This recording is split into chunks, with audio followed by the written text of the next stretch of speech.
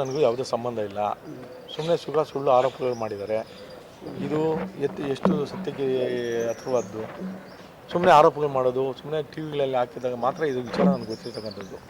ಮತ್ತು ಪೊಲೀಸ್ ಇಲಾಖೆ ಅಧಿಕಾರಿಗಳು ಕೂಡ ಏನು ಮಾಡ್ತಾಯಿದ್ರು, ಪೊಲೀಸ್ ಇಲಾಖೆಗೆ ಕಂಪ್ಲೇಂಟ್ ಕೊಟ್ಟಂಥ ಸಂದರ್ಭದಲ್ಲಿ ಅವರು ನನಗೆ ಮಾಹಿತಿಯನ್ನು ತಿಳಿಸಬೇಕಾಗಿತ್ತು. ಯಾರು ಹಿಂಗೆ ಮಾಡ್ತಾಯಿದ್ದಾರೆ, ಏನಿದು ಏನು ಇದು ಯಾಕೆ ನಿಮ್ಮ ಹೆಸರು ಬರ್ತಾಯಿದೆ ಅಂತೇಳಿ.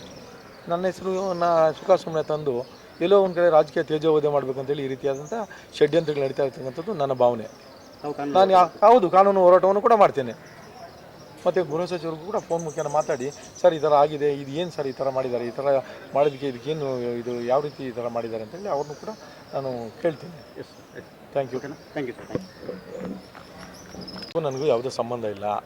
ಸುಮ್ಮನೆ ಸುಳ್ಳು ಆರೋಪಗಳು ಮಾಡಿದ್ದಾರೆ. ಇದು ಎಷ್ಟು ಸತ್ಯಕ್ಕೆ ಹತ್ರವಾದ್ದು. ಸುಮ್ಮನೆ ಆರೋಪಗಳು ಮಾಡೋದು, ಸುಮ್ಮನೆ ಟಿ ವಿಗಳಲ್ಲಿ ಹಾಕಿದಾಗ ಮಾತ್ರ ಇದು ವಿಚಾರ ನನಗೆ ಗೊತ್ತಿರ್ತಕ್ಕಂಥದ್ದು. ಮತ್ತು ಪೊಲೀಸ್ ಇಲಾಖೆ ಅಧಿಕಾರಿಗಳು ಕೂಡ ಏನು ಮಾಡ್ತಾಯಿದ್ರು, ಪೊಲೀಸ್ ಇಲಾಖೆಗೆ ಕಂಪ್ಲೇಂಟ್ ಕೊಟ್ಟಂಥ ಸಂದರ್ಭದಲ್ಲಿ ಅವರು ನನಗೆ ಮಾಹಿತಿಯನ್ನು ತಿಳಿಸಬೇಕಾಗಿತ್ತು. ಯಾರು ಹಿಂಗೆ ಮಾಡ್ತಾಯಿದ್ದಾರೆ, ಏನಿದು ಏನು ಇದು ಯಾಕೆ ನಿಮ್ಮ ಹೆಸರು ಬರ್ತಾಯಿದೆ ಅಂತೇಳಿ. ನನ್ನ ಹೆಸರು ಸುಮ್ಮನೆ ತಂದು ಎಲ್ಲೋ ಒಂದು ಕಡೆ ರಾಜಕೀಯ ತೇಜೋವಧೆ ಮಾಡಬೇಕಂತೇಳಿ ಈ ರೀತಿಯಾದಂಥ ಷಡ್ಯಂತ್ರಗಳು ನಡೀತಾ ಇರ್ತಕ್ಕಂಥದ್ದು ನನ್ನ ಭಾವನೆ.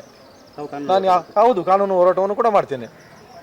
ಮತ್ತು ಗೃಹ ಸಚಿವರಿಗೂ ಕೂಡ ಫೋನ್ ಮುಖೇನ ಮಾತಾಡಿ, ಸರ್ ಈ ಥರ ಆಗಿದೆ, ಇದು ಏನು ಸರ್ ಈ ಥರ ಮಾಡಿದ್ದಾರೆ, ಈ ಥರ ಮಾಡೋದಕ್ಕೆ ಇದಕ್ಕೇನು ಇದು ಯಾವ ರೀತಿ ಈ ಥರ ಮಾಡಿದ್ದಾರೆ ಅಂತೇಳಿ ಅವ್ರನ್ನೂ ಕೂಡ ನಾನು ಕೇಳ್ತೀನಿ.